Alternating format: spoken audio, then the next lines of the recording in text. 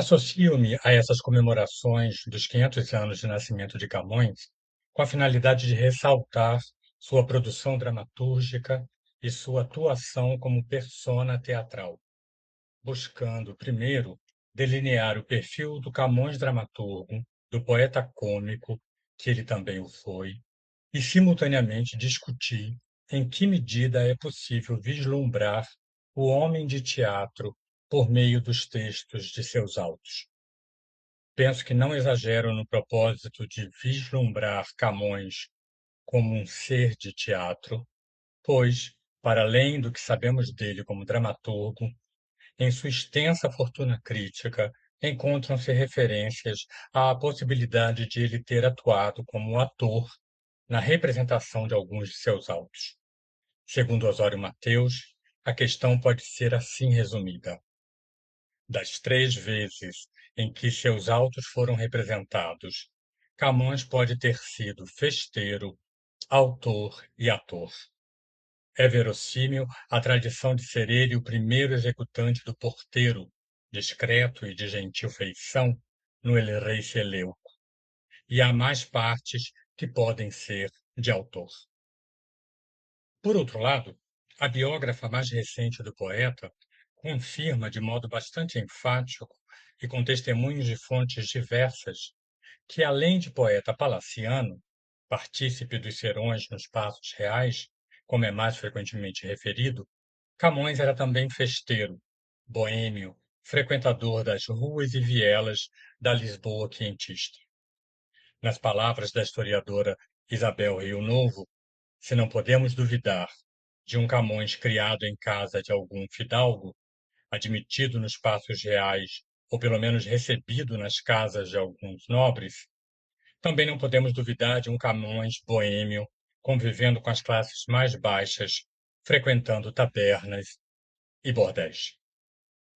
Também sua dramaturgia parece confirmar suas andanças por essas diferentes geografias sociais, pois tendo representado seu teatro em festas fidalgais em Goa ou em serões de casas senhoriais lisboetas, Camões simultaneamente conviveu e atuou junto a outros dramaturgos, cujos textos compunham o rol de obras a que os senhores podiam recorrer para abrilhantar e animar suas festas, como se pode inferir da pequena farsa meta-teatral com que se inicia e finda o Auto del Rei Seleuco.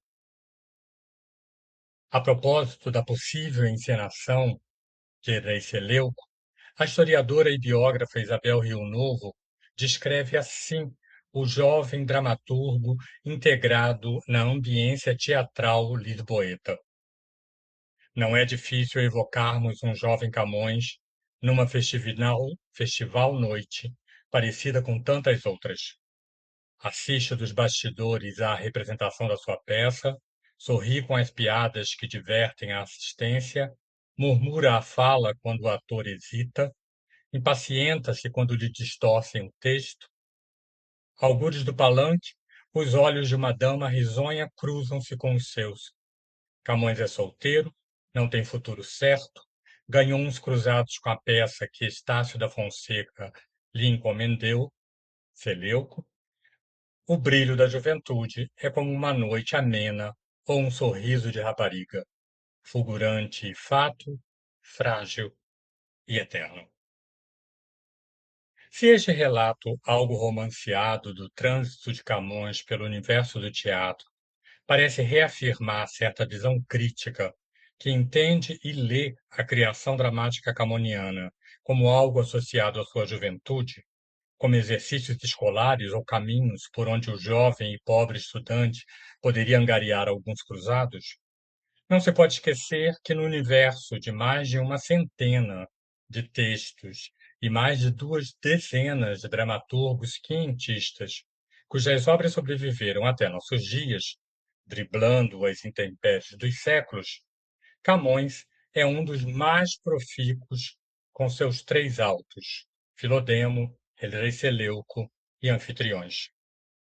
Lembremo-nos, desse universo dramatúrgico sobrevivente, no século XVI, sempre tendo em conta Gil Vicente como exceção, por sua condição privilegiada de autor da corte, alcançaram ou chegaram até o nosso século 7 autos de Antônio Prestes e de Francisco da Costa, 5 textos de Henrique da Mota, 7 autos de Antônio, perdão, 4 autos de Antônio Ribeiro Chiado, de Afonso Álvares e de Baltazar Dias, cada.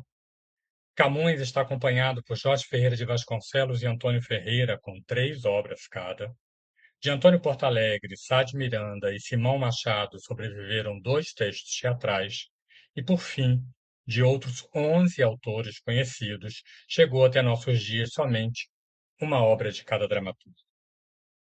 Como se pode observar por esses dados, não desconsiderando as muitas turbulências implicadas nas distintas transmissões e publicações de textos dramáticos até hoje, os números puros e duros revelam que o universo da dramaturgia portuguesa quinhentista era frequentado por alguns dos mais relevantes escritores de então, jovens com talentos vários, cujas obras não podem ser configuradas exatamente como exercício escolar ou passatempo juvenil. E, de fato, uma leitura atenta da obra dramática de Camões, e isso valerá para parte significativa dos dramaturgos acima referidos, permite observar um artista ciente de seu fazer teatro, perdão, de seu fazer teatral, atento às práticas cênicas comuns a seus contemporâneos e imerso em discussões problemáticas que animavam a criação teatral de seu tempo. Revisitemos, então, ainda que rapidamente, os 3 autos camonianos. Vejamos o que seus textos e paratextos podem nos dizer sobre seu criador, sobre o dramaturgo e a dramaturgia de Camões. Comecemos, assim, pelo Auto dos Anfitriões, sobre cujas circunstâncias de criação e encenação nada se sabe. Essa escassez de informações alimentou hipóteses que buscaram preencher vazios.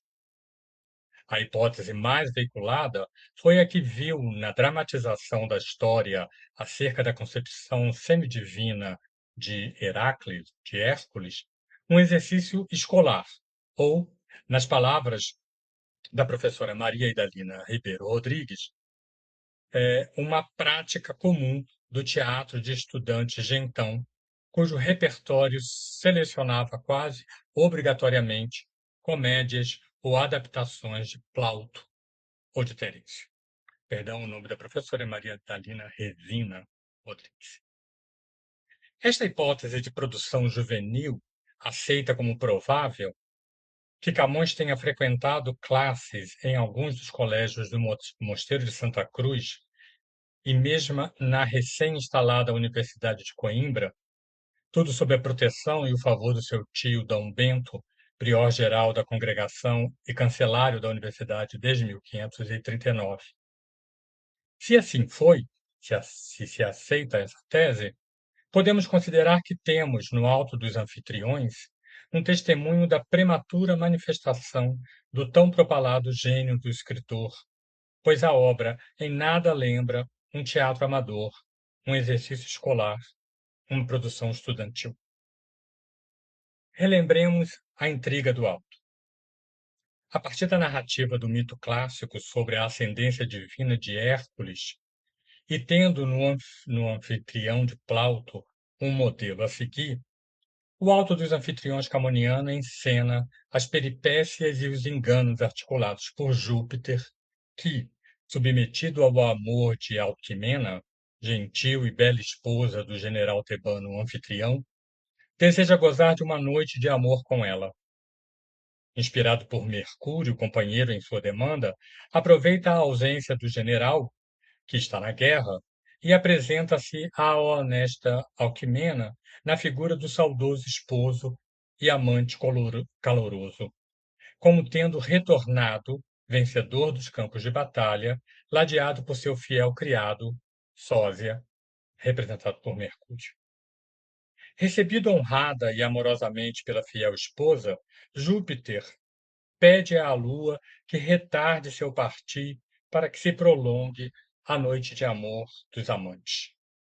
No dia seguinte, quando de fato retornam à casa dos verdadeiros anfitrião, perdão, quando de fato retornam à casa os verdadeiros anfitrião e sósia, os jogos de engano se radicalizam, com encontros e desencontros entre as personagens, elevando a tensão e, por vezes, a graça das cenas.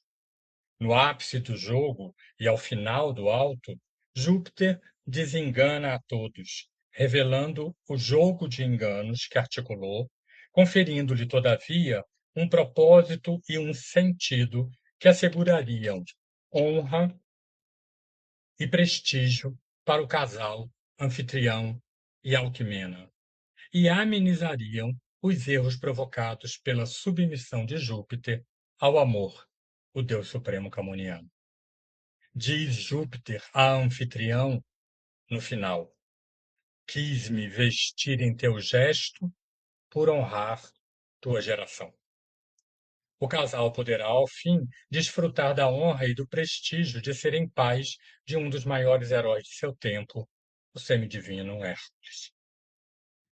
Ressalte-se de início uma pequena, mas significativa distinção entre os anfitriões de Camões e o modelo recomendado, o anfitrião de Plauto. Atente-se ao plural gravado no título camoniano, que permite ao dramaturgo promover deslocamentos no tratamento da intriga. Segundo o levantamento realizado por Luiz Francisco Rebelo, a partir da provocação do dramaturgo francês Jean Giraudoux, em seu Anfitrião 38, o Alto Camoniano foi o primeiro a assumir como centro motor da obra a problemática da duplicidade da identidade do herói, forjada pelo deus olímpico, nomeando-a no plural, Alto dos Anfitriões.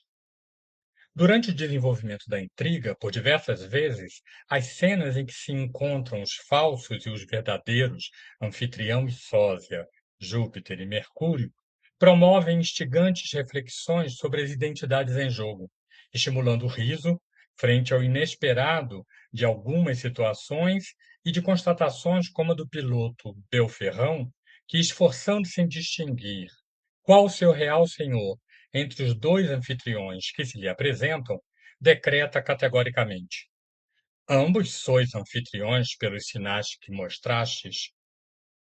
Camões, assim, vale-se do jogo de aparências inerente à história de Anfitrião para propor uma discussão de ordem identitária, seja em seus aspectos existencial e social, perfeitamente traduzido na cisão íntima imposta a Anfitrião, seja em seu aspecto de despersonalização, cuja síntese é o abismo identitário a que é submetido Sósia, o criado do general tebano, cuja cena de encontro com seu sósia, Mercúrio, guarda simultaneamente, além da tensão na representação do engano, grande potencialidade cômica. Diz Mercúrio: ¿Quién eres? ¿Quieres hablar? Soy quien mi voluntad quiere. ¿Piensas que puedes burlar? ¿Y tú puedes me quitar que yo sea quien quisiere? ¿Osas hablar tan osado, don Bellaco Bobajón? Di quién eres. Un criado del señor anfitrión, por nombre social llamado. Pienso que el sexo perdiste. ¿Cómo te llamas, mal hombre? Sósia soy, si no me oíste. ¿Cómo, en persona tan triste, osas de ensuciar mi nombre? Este puño llevarás, pues tener mi nombre si quieres. ¿Quieres me decir quién eres? Oh, Señor, no me des más, que yo seré quien tú quisieres. Con tan nueva falsidad andáis por esta ciudad delante de quien os mira. Pues si sois sósia, tomad. Si me dais por la verdad, ¿qué me harás por la mentira?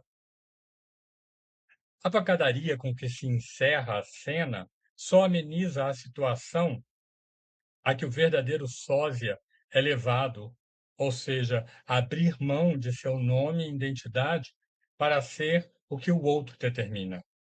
A pancadaria leva ao riso, mas não evita o drama. Embora tenha como modelo e guarde muitas semelhanças com o texto de Plauto, muitos estudiosos deste auto camoniano têm defendido que o dramaturgo alcançou particularizar sua obra em relação ao texto latino. Em realidade, a professora Maria Idalina Resina Rodrigues, em seu Anfitriões Peninsulares Quientistas, ao estudar outras adaptações ibéricas do mito, a Comédia de Anfitrião de Lopes de Villa-Lobos, de 1505, a de Hernán Pérez de Oliva, de 1525, e a de Juan de Timoneda, de 1557, a professora defende que o texto de Camões apresenta mais coincidências textuais com o texto de Hernán Pérez de Oliva, a quem teria seguido mais de perto.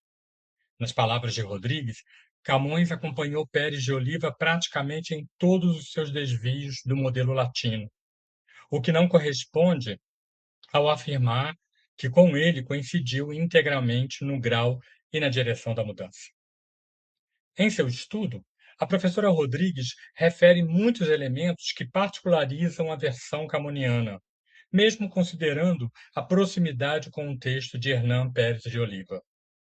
Dentre esses elementos estão a confluência de referências históricos culturais que permite que a narrativa clássica sobre a história do general tebano tenha também como pano de fundo espaço-temporal a Lisboa quientista, com seus bairros e sua movimentada vida marítima, a serviço do comércio e dos projetos expansionistas. O recurso constante a composições poéticas em voga à época, como cantigas, vilancetes, glosas, conferindo-lhe o sabor da língua portuguesa quentista às antigas e novas personagens criadas. O uso funcional do bilinguismo a serviço do cômico e a demarcar a extração social das personagens, conforme a prática de alguns dramaturgos seus contemporâneos. A profunda humanização a que submete os deuses, em particular Júpiter, subjugando-o a uma força maior, a do amor. A veiculação de uma concepção particular do amor, que a todos submete, expressa em linguagem cortês, com recurso a procedimentos petrarquistas.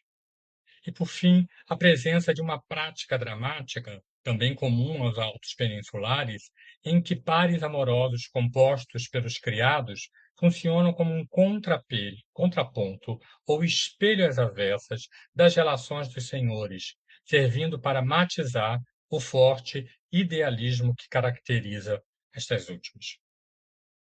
Por fim, vale ressaltar que o trabalho da professora Rodrigues, ao demonstrar a proximidade entre as versões do Anfitrião de Pérez de Oliva e o de Anfitriões de Camões, reveste-se de grande importância também por revelar o quão atento e integrado estava o dramaturgo português no universo da cena dramática ibérica sua contemporânea.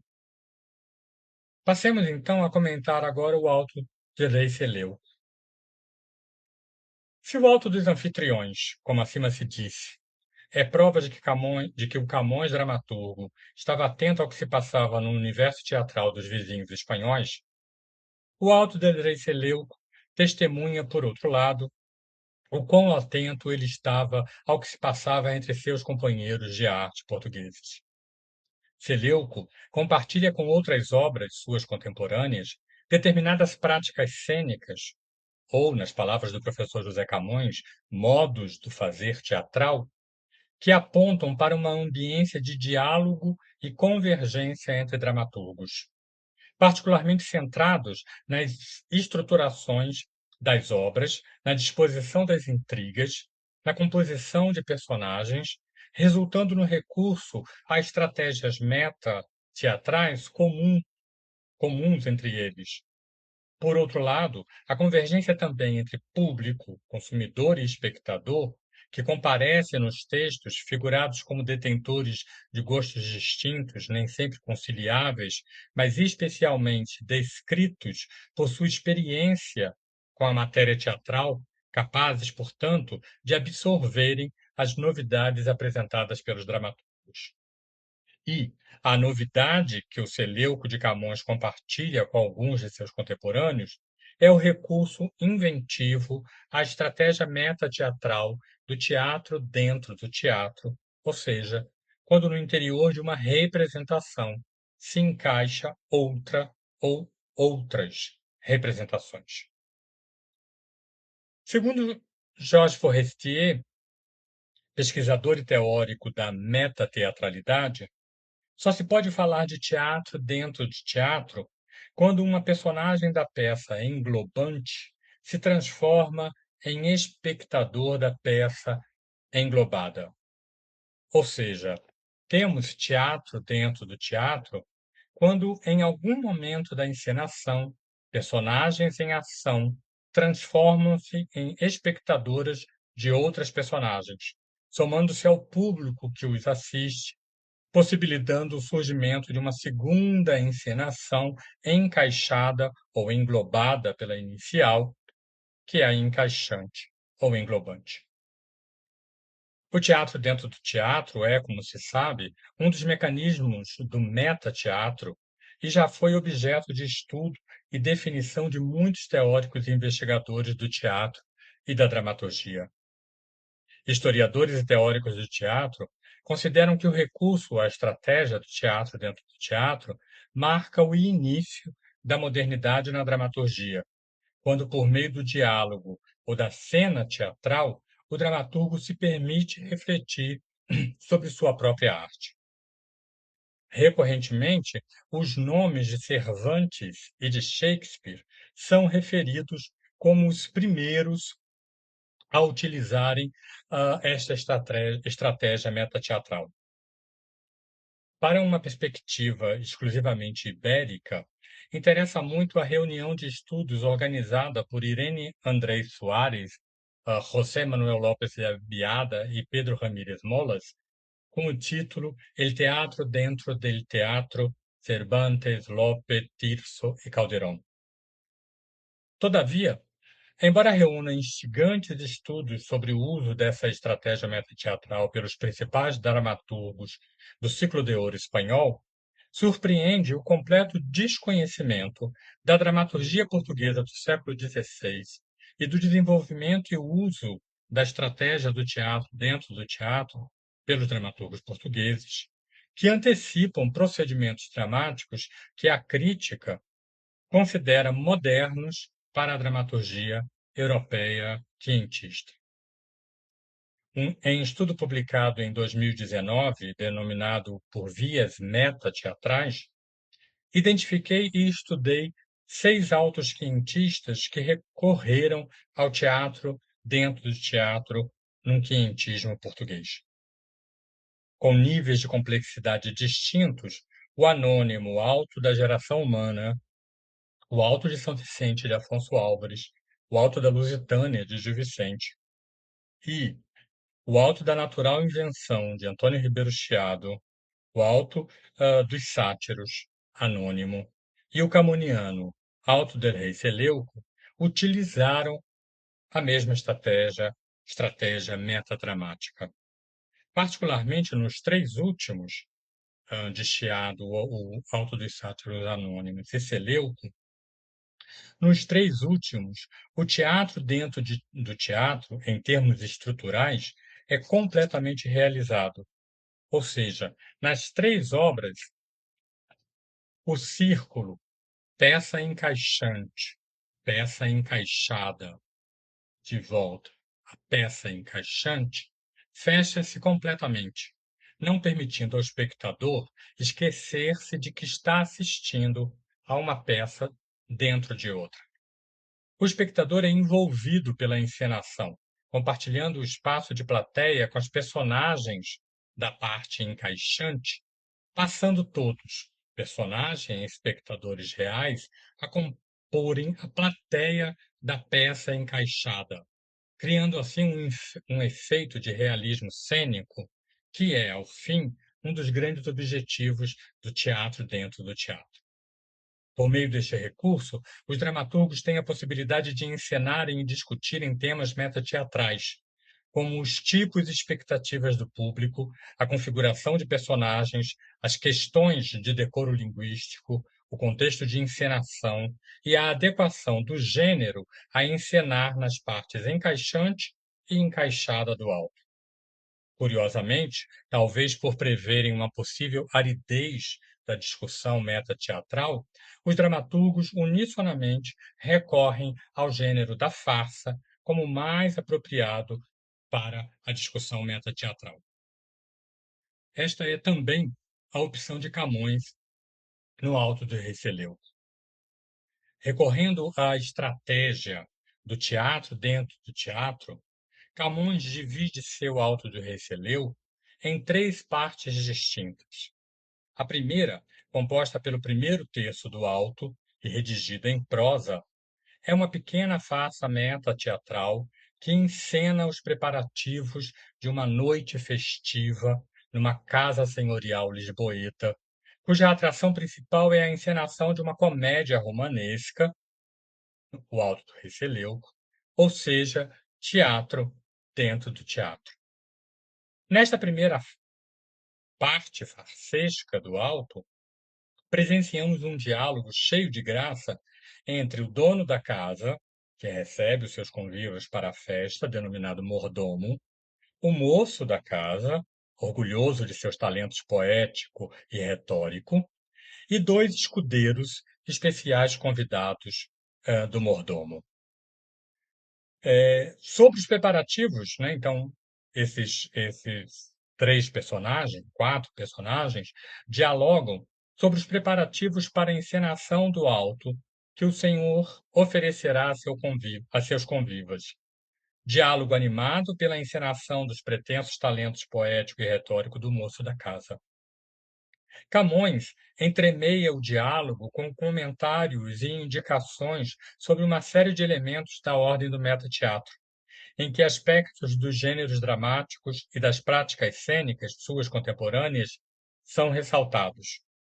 Valoriza-se a farsa, caracterizada pela agilidade das ações, pelo cômico, pelo linguajar mais afeito às ruas e às praças. Critica-se os praguentos, que não sabem apreciar o valor de um bom alto. Promove-se o elogio dos mecenas, que financiam e viabilizam o teatro nesse novo espaço teatral, né, que é a casa senhorial, entre outras questões. Ao final dessa primeira parte farsesca, voltando ao Rei Seleuco, anuncia-se a entrada de uma figura de alto. Nesse ponto, as figuras da farsa, o mordomo, o moço e os escuteiros, juntam-se a nós, espectadores, leitores, transformando-se em espectadores da comédia romanesca de Seleuco, que o representador passará a nos apresentar. Uma personagem relativamente nova no teatro quentista toma então a cena. O representador, que emulando a função do coro no teatro antigo grego e latino, deverá apresentar a peça e seu argumento ao espectador. O representador de Camões inicia sua fala com muito siso, mas logo descamba para o nonsense farsesco, fornecendo dados inverossímeis para o alto que se seguirá, enganando e divertindo momentaneamente o público. Ao fim de sua fala, após ter afirmado que esqueceu o que lhe deram a dizer, dito, e ter improvisado fingidamente enredo, acontecimentos e personagens de uma fictícia farsa que deveria apresentar, diz ele, ela é toda de rir de cabo até a ponta, o representador revela o jogo teatral que vem mantendo com o público. Ao final de sua fala, ele nos diz: até agora, zombei de vós. O fingido esquecimento ou erro do representador não passa despercebidos pelos espectadores convidados do mordomo. O escudeiro Ambrósio logo denuncia o estratagema utilizado pelo dramaturgo, desnudando a personagem do representador e alertando o público para o jogo teatral encenado.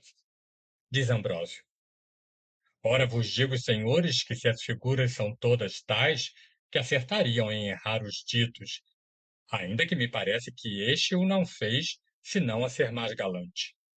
Mas se assim é, ela é a melhor invenção que eu vi, porque já agora representações todas é darem por praguentos, e são tão certas que é melhor errá-las que acertá-las.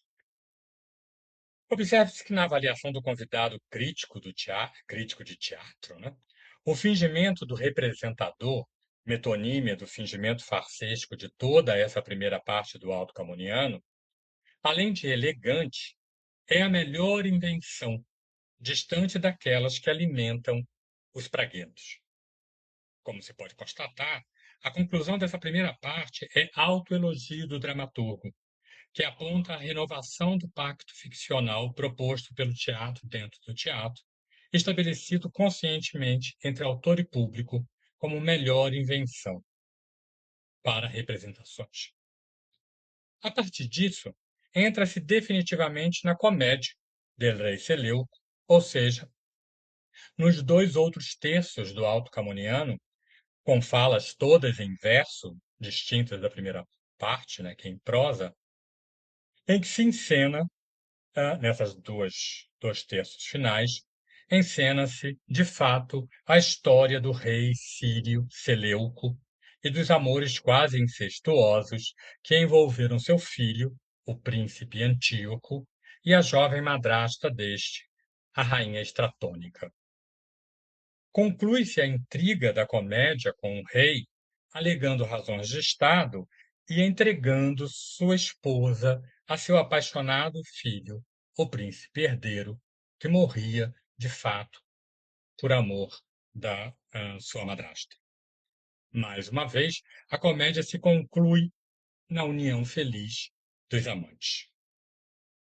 Ao final da encenação do episódio familiar do rei Seleuco, volta-se à farsa meta-teatral encenada na primeira parte do Alto, nesta que será a terceira parte, e os fios narrativos são religados. Um dos escudeiros, perdão, um dos escudeiros convidados tece elogios à comédia de Rei Seleuco, que acabou de ser representada, e o dono da casa convida-o a se juntar à festa que se faz em homenagem aos novos noivos Antíoco e Estratônica. Assim se passa a cena, que é a cena final do auto. Aqui vêm os músicos e cantam, e depois de cantarem, saem-se todas as figuras. E diz Martim Chinchou, um dos escudeiros: Ora, senhor, tomemos também nosso pandeiro e vamos festejar os noivos, ou vamos consoar com as figuras, porque me parece que esta é a maior festa que pode ser. Mas espere vossa mercê, ouviremos cantar, e na volta das figuras nos acolheremos, diz Estácio da Fonseca, senhor da casa. Não, senhor, mas o meu Pilate, meu porteiro, irá com eles com um par de tições na mão e perdoem-me o mal agasalhado. Mas daqui em diante, sirvam-se desta pousada e não tenham isto por palavras, porque essas e plumas o vento as leva. A entrada na cena final dessas duas personagens não se deve ao acaso. Elas conectam as duas partes em que se estrutura o alto do rei Seleuco, em realidade revelando a distinção entre a comédia inserida na farsa ou no alto camoniano, obra com fundo marcadamente metateatral que toma conscientemente a estratégia do teatro dentro do teatro para se constituir genologicamente híbrida. Como se pode observar, os elementos metateatrais presentes nessa primeira parte do Alto de Rei Seleuco são eloquentes no testemunho de um Camões criador de uma obra teatral alinhada às práticas cênicas de seus contemporâneos. Neste caso específico, as opções do dramaturgo em aparentemente subdividir o alto em partes independentes em demarcá-las de modo distinto em termos do gênero teatral predominante, em construir uma primeira parte em perspectiva meta-teatral, revelando algumas questões presentes em obras de autores coevos, entre outros dados, permite-nos entrever um artista ciente de seu fazer teatral, atento às discussões e problemáticas que animavam a criação dramatúrgica de seu tempo. Passemos agora a Filodemo. E chegamos, por fim, ao texto de dramaturgia de Camões que mais diretamente tem a ver com a Índia. Como se sabe, na cópia manuscrita do Auto de Filodemo, adicionada aos folhos finais do Cancioneiro de Luís Franco Correia, uma rubrica inicial informa: comédia feita por Luís de Camões, representada na Índia, a Francisco Barreto. Considerando que Francisco Barreto foi o 18º governador da possessão portuguesa na Índia, entre junho de 1555 e setembro de 1558, esta rubrica nos fornece informações importantes. Temos limites para a datação da representação do Auto, entre junho de 55 e setembro de 58. Sabemos onde e para quem foi representada, na Índia, a Francisco Barreto. Entretanto, a circunstância que animou a produção do Auto segue obscuro. O que a terá motivado? Quem a terá assistido? Quem a terá financiado? Terá a circunstância, o mecenas ou aquele que a encomendou determinado o tema do Auto? Frente ao silêncio das rubricas, ilações podem ser feitas. Considere-se o seguinte contexto: num serão, numa noite festiva, na casa do novo governador na Índia, evento de caráter nobre, oferta-se para a distração e divertimento dos convidados, semelhantes ao que vimos em Seleuco, a representação de um auto cuja temática, ações e amores cavalheirescos, é a temática do Alto Filodemo, condiz com a ambiência guerreira dominante nas partes do Oriente, onde uma verdadeira cavalaria do mar tratava de expandir e consolidar o império. Eis o provável contexto da encenação. Um dado desse contexto, no entanto, merece maior atenção. Para essa provável festa da nobreza portuguesa na sua possessão na Índia, não se convocaram os serviços do poeta Camões, que, por exemplo, poderia ter produzido um canto laudatório ao governador, condizente com o decoro exigido pela presença do governante, ou poemas graciosos e elogiosos às damas presentes à festa, como as vidas e biografias do poeta testemunham sobre sua juventude nos Passos Nobres de Lisboa. Todavia, à frente do poeta foi o talento de Luís de Camões como dramaturgo que mobilizou a nobreza do além-mar oriental. Pode-se colocar como hipótese, ainda que por meios difíceis de se determinar, que terão repercutido positivamente entre a nobreza governante à época as encenações anteriores de Anfitriões e Seleuco, a ponto de, na Índia, o dramaturgo sobrepujar o poeta para animar um serão nobre. E o dramaturgo Camões parece ter acertado na escolha do tema do Auto, um enredo construído sobre amores entre nobres, transitando entre os espaços cortesão e pastoril, alimentado por ideais e imaginários cavalheirescos, eivado de lirismo amoroso, quase sempre elevado, condizente, enfim, com o ambiente de uma festa para a nobreza.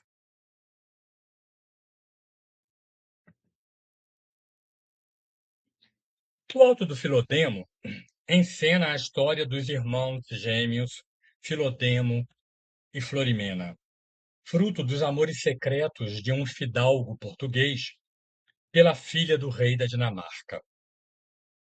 Tendo a princesa ficado grávida, filha do rei da Dinamarca, o casal foge em busca de abrigo em Portugal, temendo a reação do rei e pai.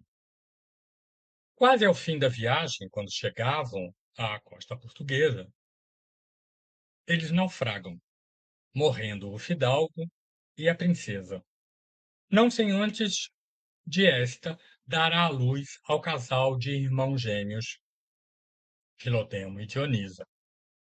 Encontrados por um pastor, são criados por este.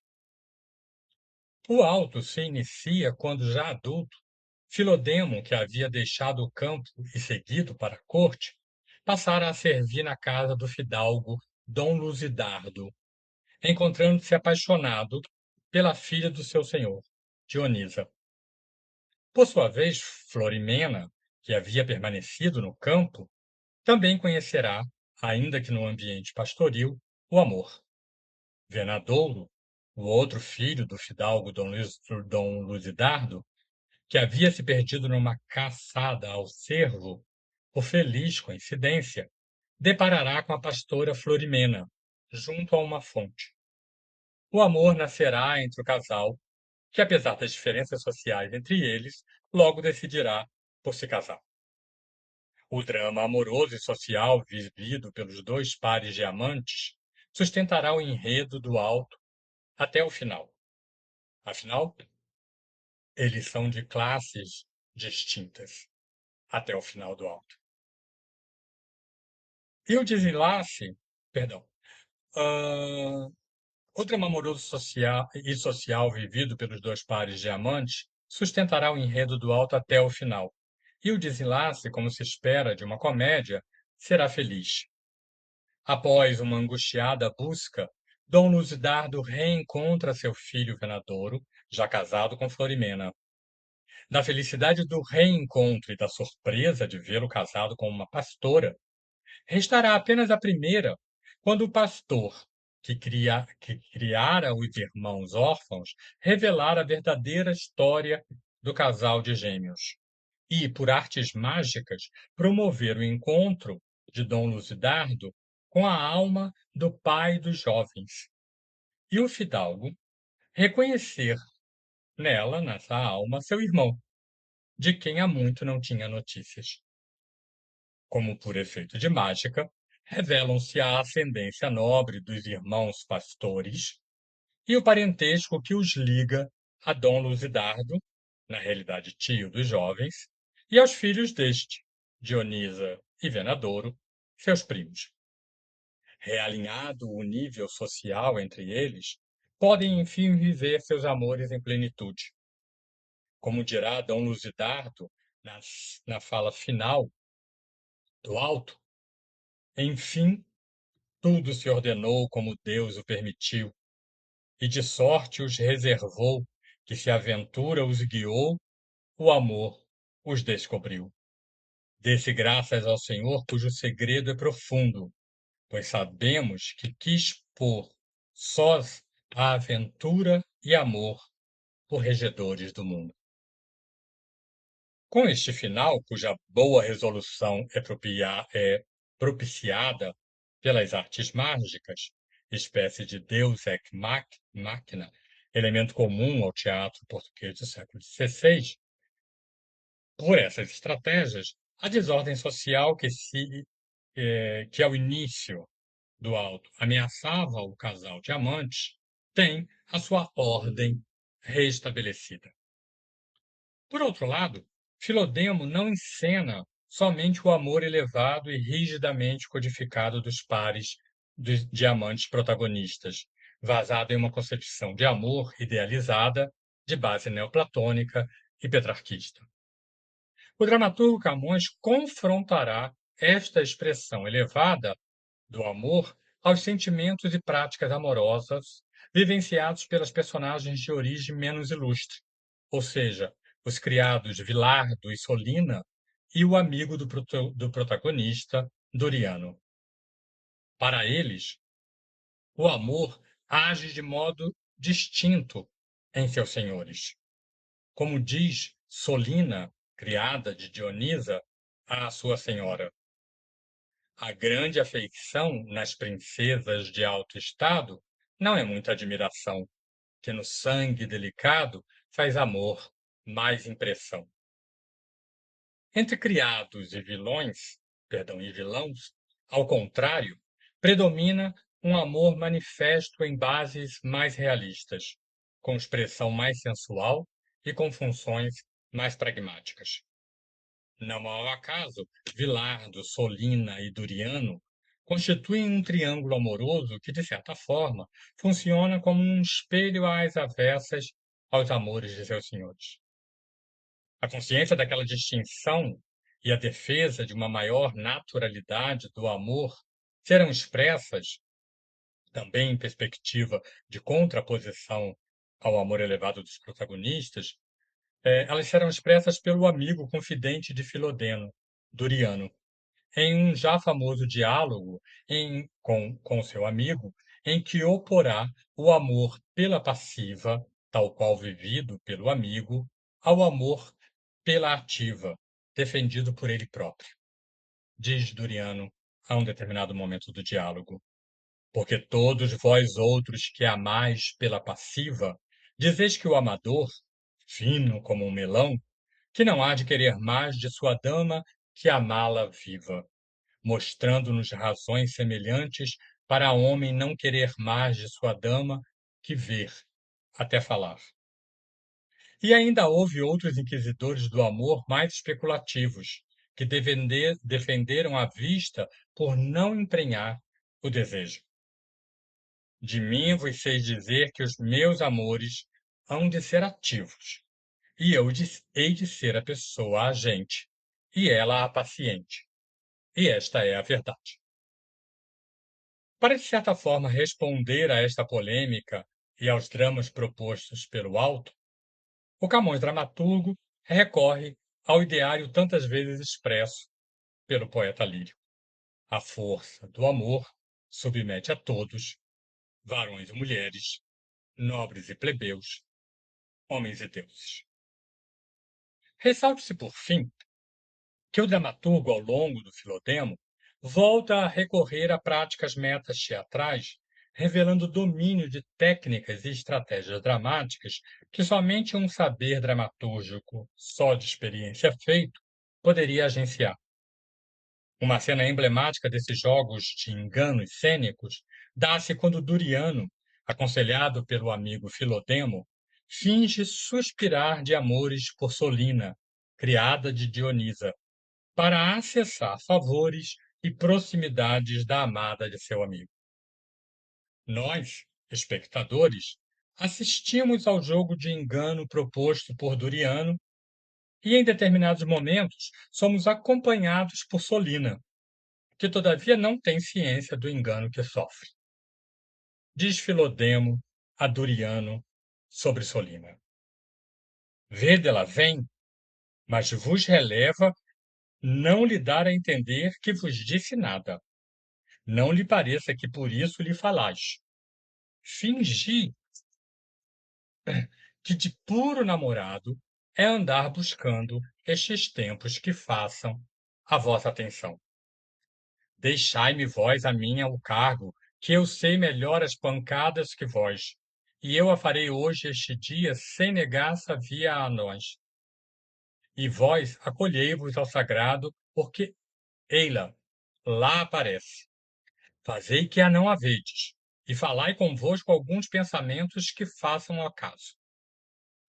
Vai-se Filodemo e fica Duriano só.